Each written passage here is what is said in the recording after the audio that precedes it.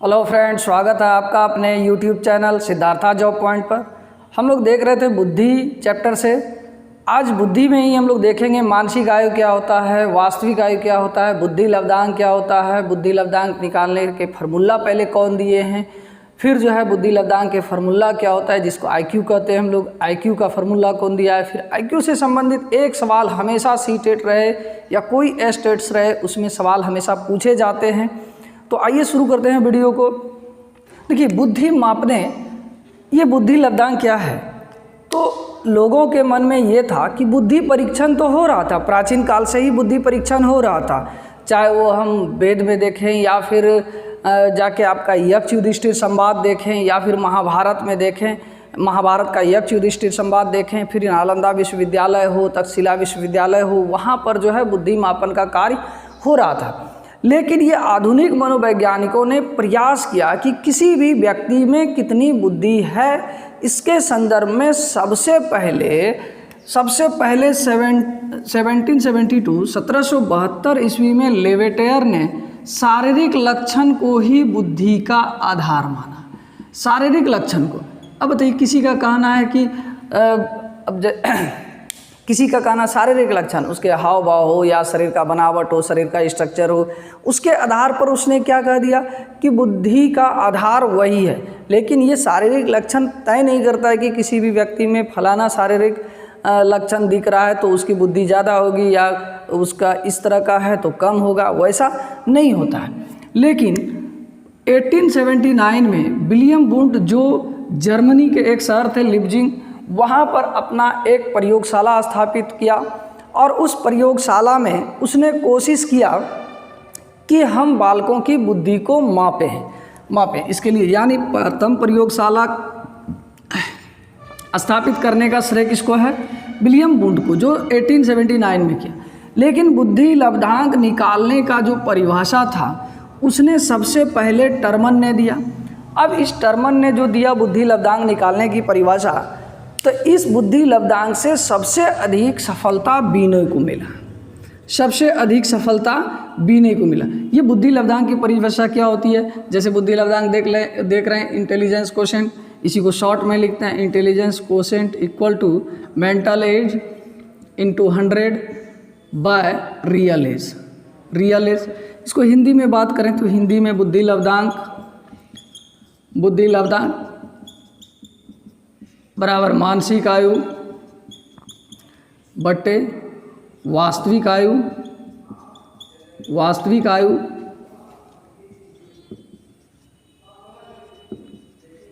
गुना x है। अब ये मानसिक आयु क्या है, वास्तविक आयु क्या है, इसको भी बताएंगे।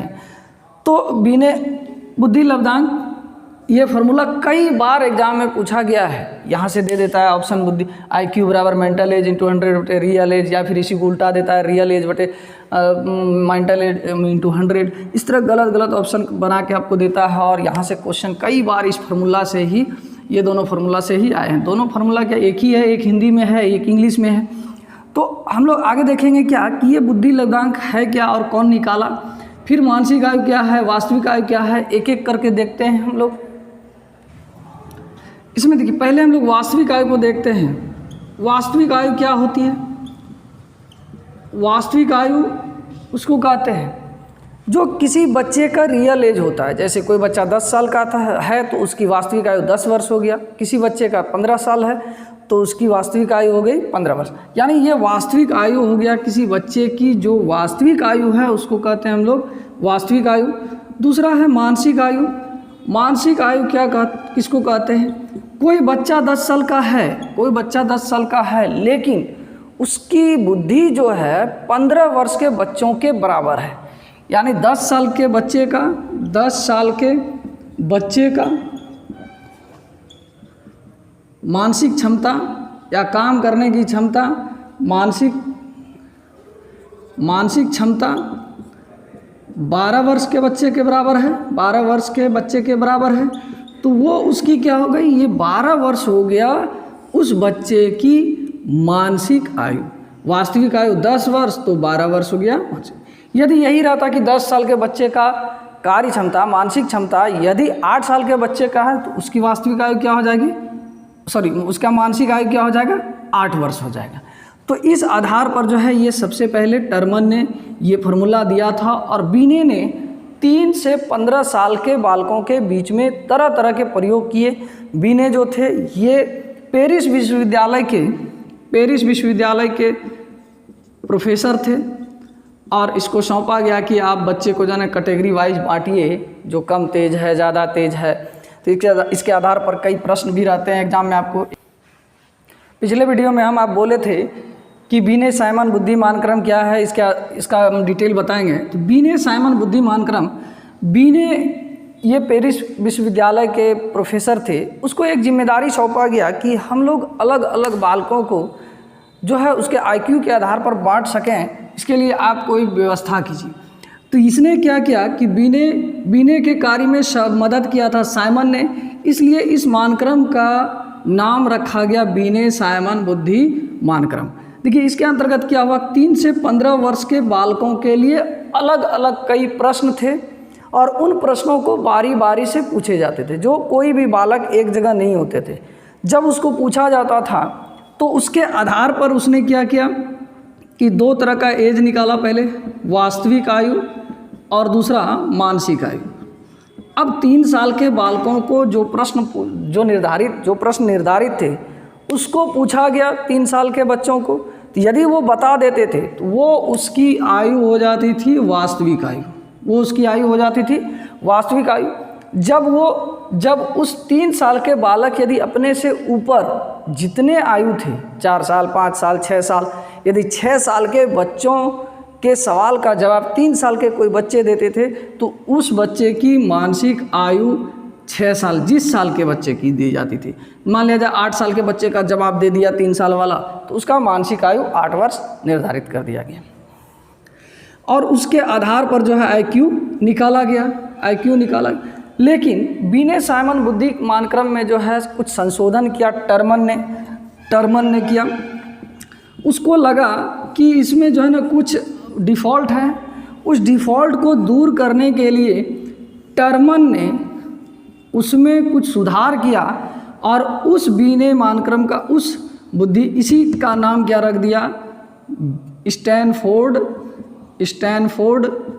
बीने मानक्रम, बीने बुद्धिमान क्रम। अब ये स्टैनफोर्ड क्यों रख दिया, क्योंकि ये टर्मन जो थे ये स्टैनफोर्ड विश्वविद्यालय के थे। अपने विश्वविद्यालय के सम्मान में उसने क्या किया, स्टैनफोर्ड जोड़ दिया और बीने को भी नहीं छोड़ा, क्योंकि ये बीने बहुत अधिक सफल हो गए थे, उसमें कुछ डिफ़ॉल्ट था, थोड़ा सुधार किया। तो इसलिए टर्मन यानी अब क्वेश्चन रहता है यहाँ से, स्टैनफोर्ड बीने बुद्धिमान क्रम का जो है ना आविष्कार किसने किया था। जैसे आप स्टैनफोर्ड देखिएगा स्टैनफोर्ड मार दीजिएगा, बीने देखिएगा बीने मार दीजिएगा, लेकिन इसका आंसर क्या होगा, टर्मन होगा।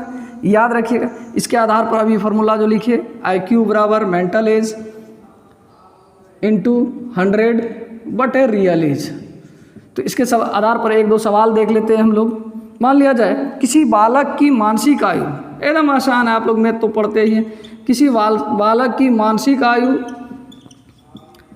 10 वर्ष हो और वास्तविक आयु 20 वर्ष हो तो उसका IQ क्या होगा। तो इसी फार्मूला में बैठाएंगे, IQ equal to mental age मानसिक आयु 10 गुने 100 बटे 20, इस तरह कटा देंगे तो उसकी IQ क्या हो जाएगा, उसकी 50। अब जो IQ अलग अलग बालकों का निकाला गया उसके आधार पर बालकों के बुद्धि का कैटेगरी तय किया गया। जो वहाँ से प्रश्न भी रहता है कॉलम में, जैसे 104 प्रतिभाशाली बालकों की बुद्धि लब्धांक कितना होती है या IQ कितनी होती है, तो इस तरह निर्धारित करता है। 120 से 130 के बीच में बालकों को क्या कहते हैं, जिसकी बुद्धि लब्धि 90 से 110 के बीच में है तो उसकी बुद्धि लब्धि को क्या कहते हैं, तो उसको हम कॉलम में बता देते हैं। आप इसको नोट कर लीजिएगा, एग्जाम में जरूर से जरूर यहाँ से इस टॉपिक से 1-2 प्रश्न रहेगा।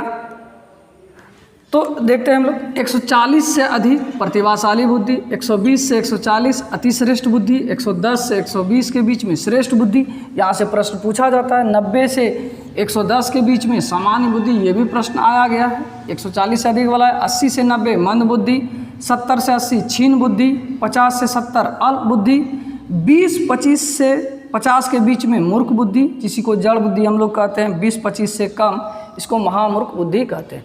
इससे संबंधित पहले वीडियो हम बनाए हुए हैं, उसमें था बुद्धि क्या है और बुद्धि परीक्षण कौन कौन से होते हैं, तो आप डिस्क्रिप्शन लिंक में जाकर उस वीडियो को देख सकते हैं। यहाँ तक आ गए हैं तो चैनल को सब्सक्राइब कर लें, प्लीज़ लाइक भी करें, कमेंट भी करें, अपने दोस्तों को शेयर भी करें। वीडियो देखने के लिए बहुत बहुत धन्यवाद। जय हिंद।